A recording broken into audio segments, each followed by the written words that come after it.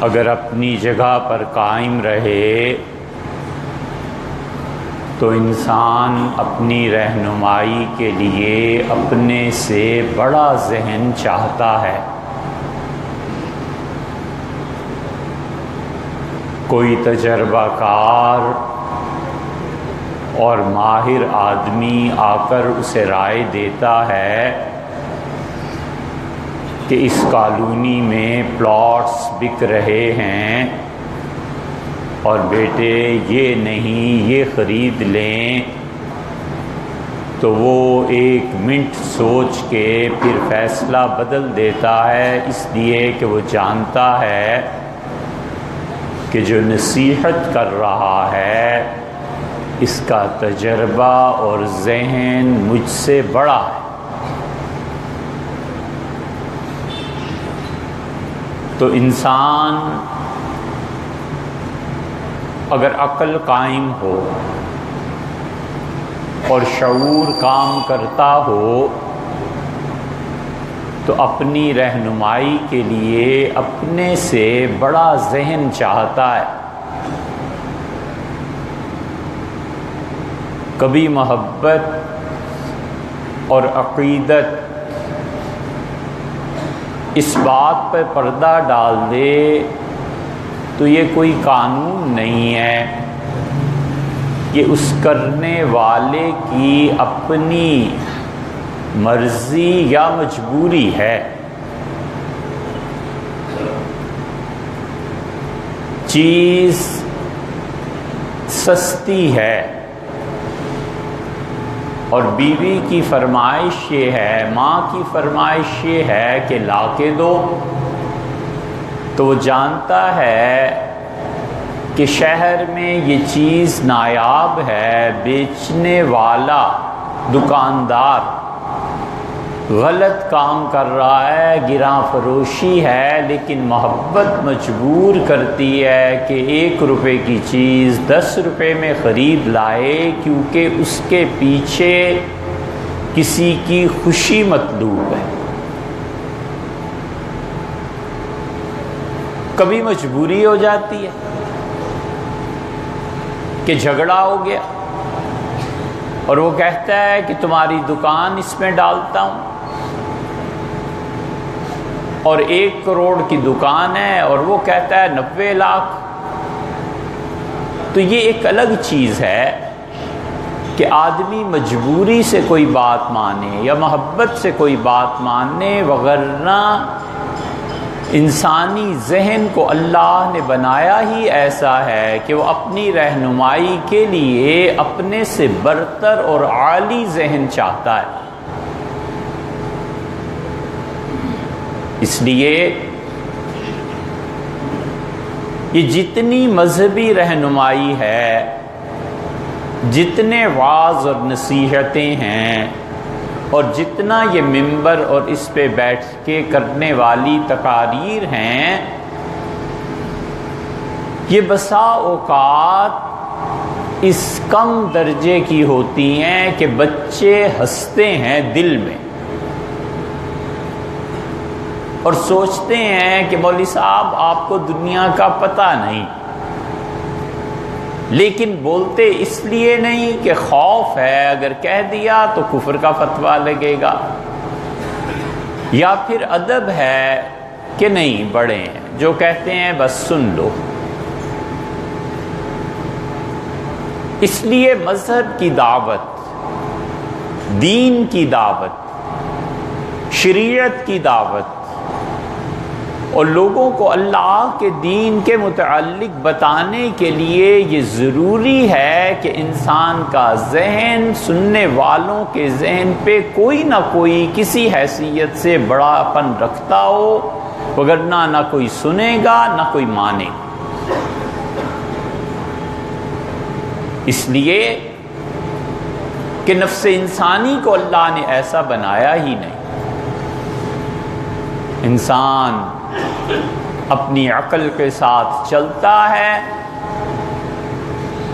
اور جتنی بھی اشیاء اپنی عقل کے ذریعے وہ قائم کرتا ہے، ایجاد کرتا ہے، یہ تمام اشیاء جتنا مرضی نفع دینے والی ہوں اور جتنی ہی صحیح کیوں نہ ہوں، اگر شے کا علم خالق شے تک نہیں پہنچاتا تو یہ شے حجاب ہے اللہ کے اور اس کے درمیان۔ ہر وہ چیز جو انسان ایجاد کرتا ہے، بناتا ہے، کپڑا بناتا ہے، جوتا بناتا ہے، ایٹم بم بناتا ہے، بحری جہاز بناتا ہے، مشین تیار کرتا ہے، ہر وہ چیز جو انسان بناتا ہے، اگر یہ چیز اور اس کا علم اسے اللہ تک نہیں پہنچاتا تو یہ چیز کتنی ایکوریٹ اور کتنی صحیح کیوں نہ ہو، یہ چیز اللہ کے درمیان اور اس بندے کے درمیان یہ عقل اور یہ علم حجاب ہے۔ اس لیے کہ چیز کے بننے کا فطری نتیجہ یہ نکلنا چاہیے کہ یہ اپنی ذہانت اور علم کو اللہ سے منسوب کرے کہ مالک نے مہربانی فرمائی اور یہ چیز بن گئی۔ یہ فرق ہے قدماء کے درمیان، جو پرانے مسلمان تھے، جو چیز بھی ایجاد ہوتی تھی، جو چیز بھی وہ مارکیٹ میں لاتے تھے، نیا عطر لاتے تھے اور نئی دوا لاتے تھے، انسانی راحت کے سامان لاتے تھے اور معدنیات پر کام کرتے تھے، وہ کام کرنے کے بعد ایک ایجاد پہ 1000 بار خدا کے سامنے جھکتے اور شکر کرتے تھے کہ اے رب یہ عقل اور یہ شعور اور اس نتیجے تک پہنچنا یہ تو نے دیا ہے، تیرا احسان ہے۔ اور جدید تہذیب میں جب شے کی دریافت کسی چیز کی ہو جاتی ہے تو وہ اللہ کو سجدہ تو درکنار، اس میں کبر کو پیدا کرتی ہے کہ میں نے یہ کام کیا ہے، اور اس پہ اسے نوبل پرائز بھی ملے اور کچھ بھی ملے، ہیچ ہے، کچھ نہیں ہے، کیونکہ وہ چیز اور وہ علم جو بندے اور اللہ کے درمیان پردہ بن جائے، آگ میں جھونکے جانے کے قابل۔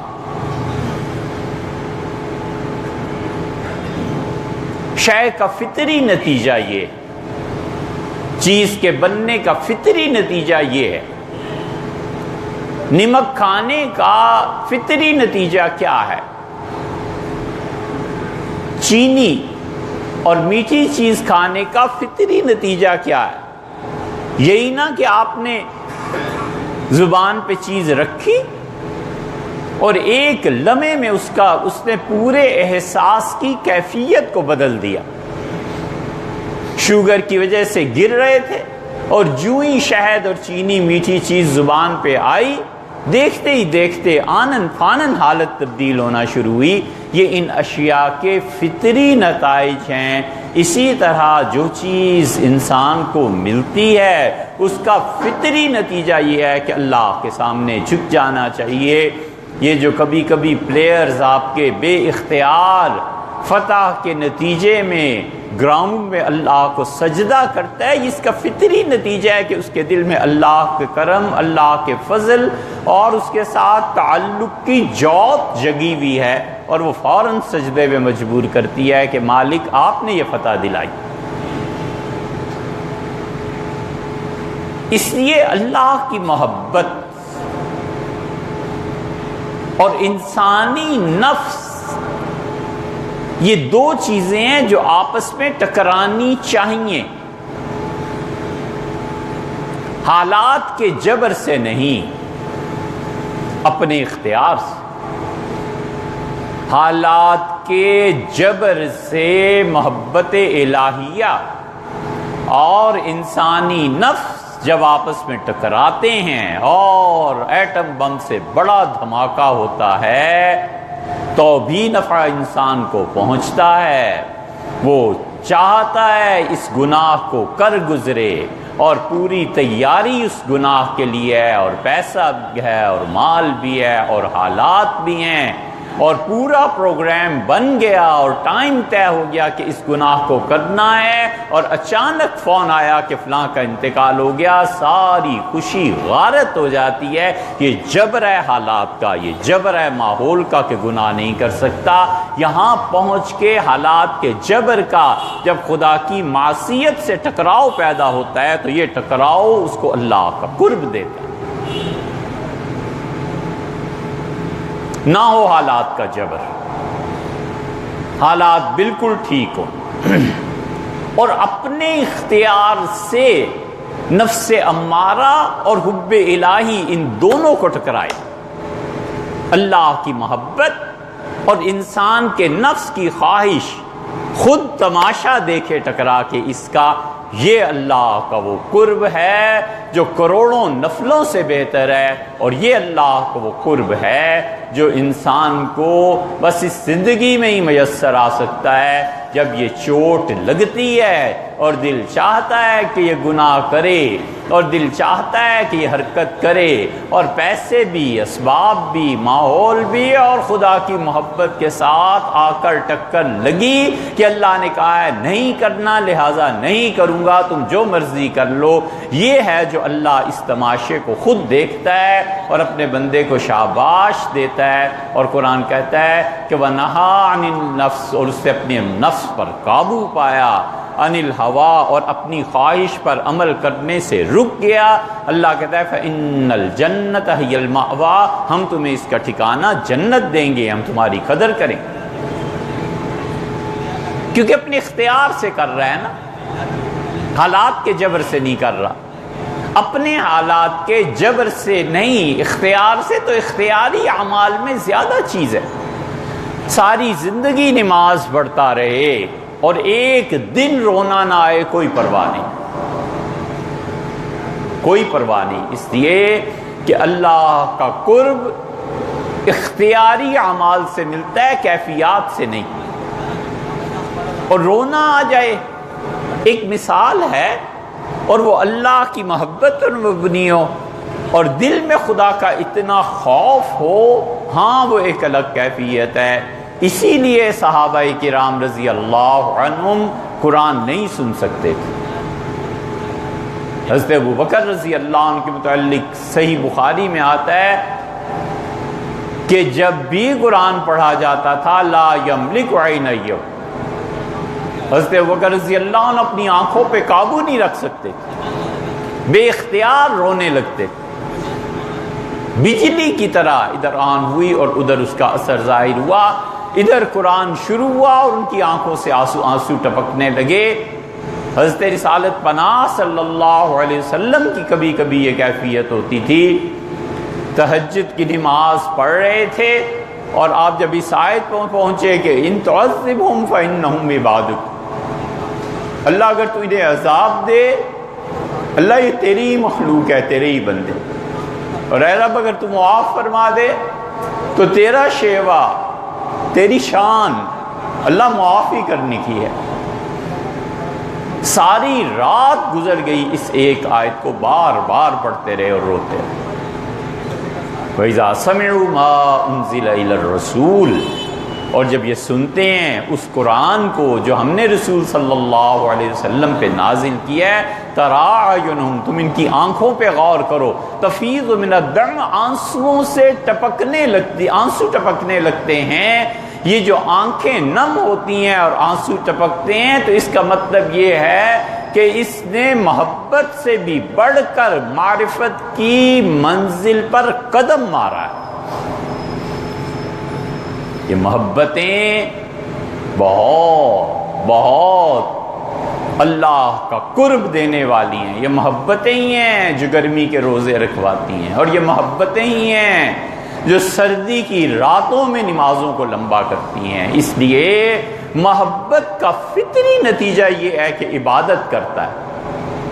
وہ کہتا ہے ایک سجدہ میں 100 کرنے کو تیار ہوں، وہ کہتا ہے ایک رکعت میں 100 پڑھنے کو تیار ہوں۔ کبھی اے حقیقت منتظر نظر آ لباس مجاز، علامہ کو آپ نے پڑھا نہیں نا، علامہ اقبال کو، اللہ کرے آپ پڑھیں۔ وہ عارف باللہ وہ خدا کی معرفت میں جسے کمال حاصل تھا، یہ ایسے ہی نہیں زندگی کے آخری دنوں میں بس چپ چاپ گھر کے سائے کے نیچے حقہ پینا اور ایک لنگی باندھی اور ایک بنیان اور روتے رہنا۔ ان کے نوکر لکھتے ہیں، ان کے جو خادم تھے وہ کہتے ہیں بس وہ روتے رہتے تھے اور آنکھوں سے آنسو ٹپکتے رہتے تھے، کچھ پتہ نہیں تھا، اس بیچارے کو کیا پتا کہ وہ معرفت کی کس منزل میں تھا، اور اللہ کی طرف سے جو حقائق غالباً کھلتے ہوں گے، حیران ہوتے ہوں گے، ایک دنیا پھر دوسری دنیا پھر تیسری دنیا۔ وہ ایسے ہی نہیں کہتا کبھی اے حقیقت منتظر نظر آ لباس مجاز میں، اے وہ حقیقت شے، اے وہ حقیقت الحقائق، اے وہ مرجع کائنات، اے وہ جس کا سکہ اقلیم عالم میں رواں دواں، عالم امر اور عالم خلق دونوں اس کے زیر نگین، اور دونوں میں اس کی حکومت قائم اور ثابت۔ وہ عالم خلق اور عالم امر کو اپنے ہاتھ میں رکھنے والا، کبھی نظر آ، کبھی پتا چلے کہ تو کیا ہے، وہ چاہتا ہے۔ اور عقل انسانی حجاب بن جاتی۔ اللہ کی معرفت کا جو شخص جتنا انکار کرتا ہے، اس کی عقل ابھی اتنی پردے میں ہے۔ حالات کا جبر اس سے انکار کروائے تو الگ بات۔ یہ ایسا فکرہ ہے جو اپنی تشریح کے لیے کتاب مانگتا ہے۔ ہر آدمی جو اللہ کا انکار کرتا ہے، خدا کے ہاں ایسا مجرم نہیں ہے جیسا وہ انکار کرتا ہے جو سمجھ کے انکار کرتا ہے۔ حالات کے جبر سے اللہ کا انکار اور چیز ہے، اور فطرت میں کجی پیدا کر کے انکار اور چیز ہے۔ حالات کا جبر جس کو خدا کے انکار تک لاتا ہے، عین ممکن ہے خدا اس پہ رحمت کرے۔ انسانی نفس محبت جب ٹکراتی ہے اس سے، تو پھر یہ ہے کبھی اے حقیقت منتظر نظر آ لباس مجاز کہ ہزاروں سجدے تڑپ رہے ہیں میری چبینے نیاز میں، میری پیشانی چاہتی ہے کہ آپ ایک سجدہ کہتے ہیں نا، میں 1000 سجدے کرنے کو تیار ہوں، تو سامنے تو آپ پتہ تو چلے۔ اسی لیے علامہ دوسری جگہ کہتے ہیں عبد چیزیں دیگر عبدہ چیزیں دیگر، بندہ ہونا اور بات ہے اور اس کا بندہ ہونا اور بات ہے۔ آم کا گودا الگ کر کے کوئی بیچے الگ بات ہے، اور آم گٹھلی سمیت جب بکتا ہے تو گٹھلی کی بھی وہی قیمت لگتی ہے جو گودے کی قیمت لگتی ہے۔ عبدہ چیزیں دیگر، اس کا بندہ اور بات۔ اس لیے آدمی زندگی میں کرنے کے کاموں میں سے ایک یہ ہے کہ روزانہ 100 مرتبہ مرے۔ شہید ایک بار مرتا ہے، بس جان چھٹی، چلو ختم۔ عرض کیا گیا کہ شہید کو قبر کا عذاب کیوں نہیں ہوتا؟ حضرت رسالت مآب صلی اللہ علیہ وسلم نے فرمایا موت کو سامنے دیکھ کر جو ایک لمحے کے لیے رک جاتا ہے، یہ لمحہ اس کو قبر کے عذاب سے بچا دیتا ہے۔ یہ شہید ایک مرتبہ مرتا ہے نا، جان چھوٹی۔ صدیق اس سے 1000 گنا افضل ہے، روز 100 مرتبہ مرتا ہے۔ اس لیے جس انسان میں جنس کی قوت جتنی مضبوط ہوتی ہے، خدا کا قرب اتنا ہی ملتا ہے۔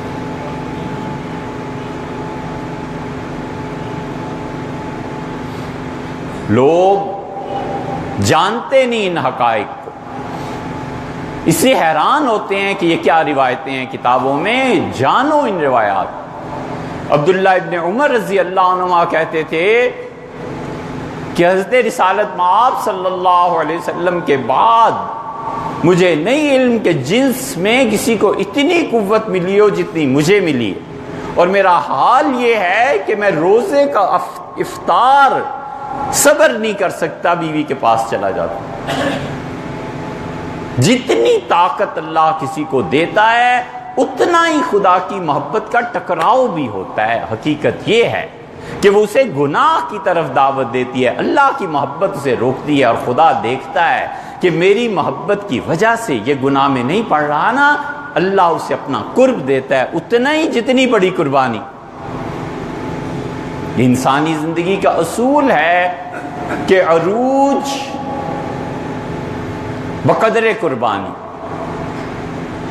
جتنا انسان بڑا کام اور انعام کرنا چاہتا ہے اتنا ہی بڑا رسک لینا پڑتا ہے۔ جوئے کو اللہ کیوں کہتا ہے کہ ہاں اس میں نفع بھی ہے؟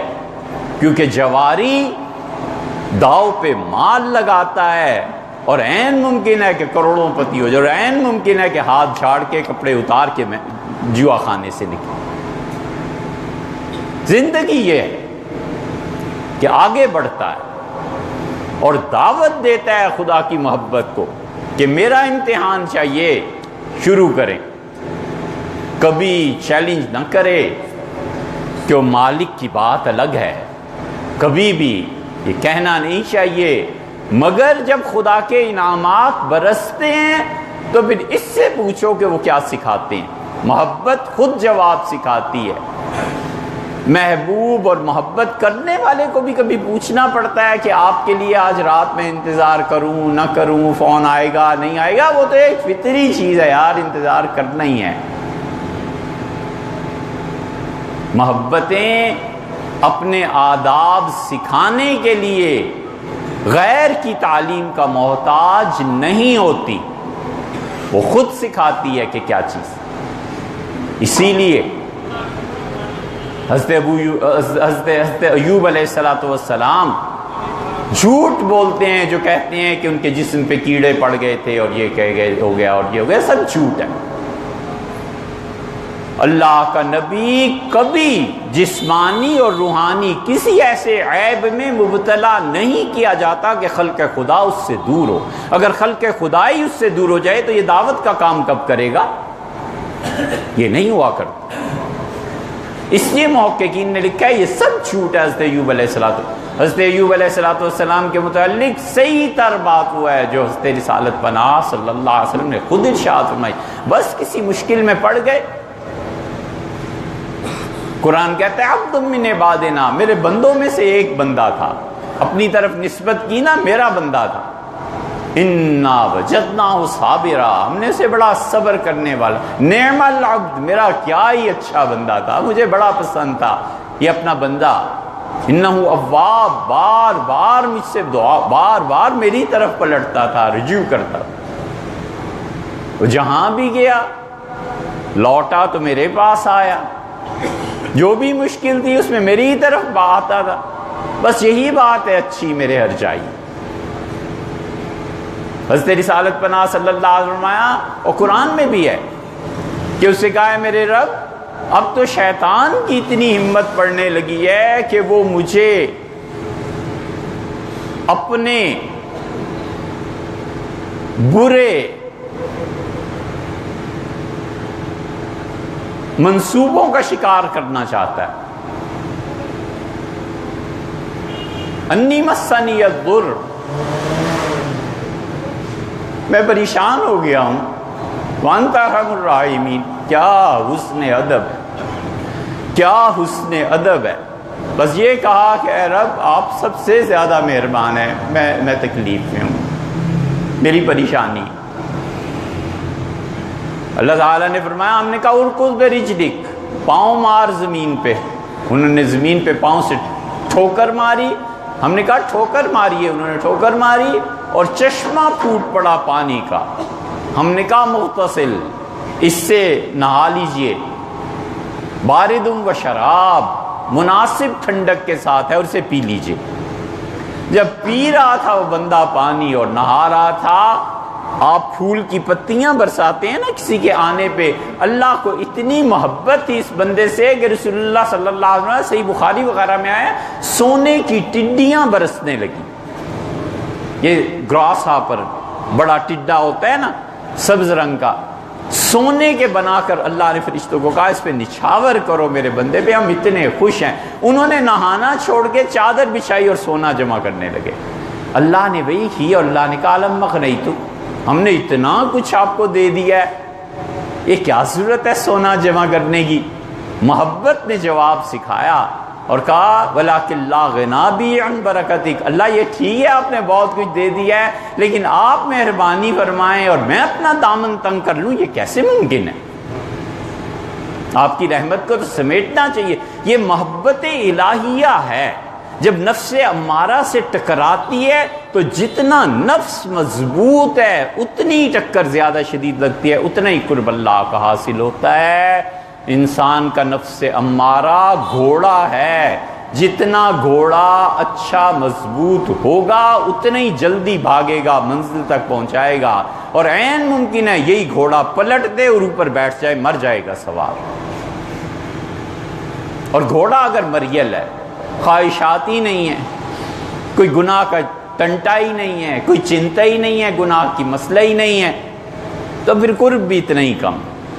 یہ وہ حکمت ہے جس پہ مولانا روم نے مثنوی میں لکھا ہے، اسے پڑھنا چاہیے لیکن ہم پڑھیں کیوں؟ اللہ آپ کو اور ہمیں عمل کی توفیق بخشے۔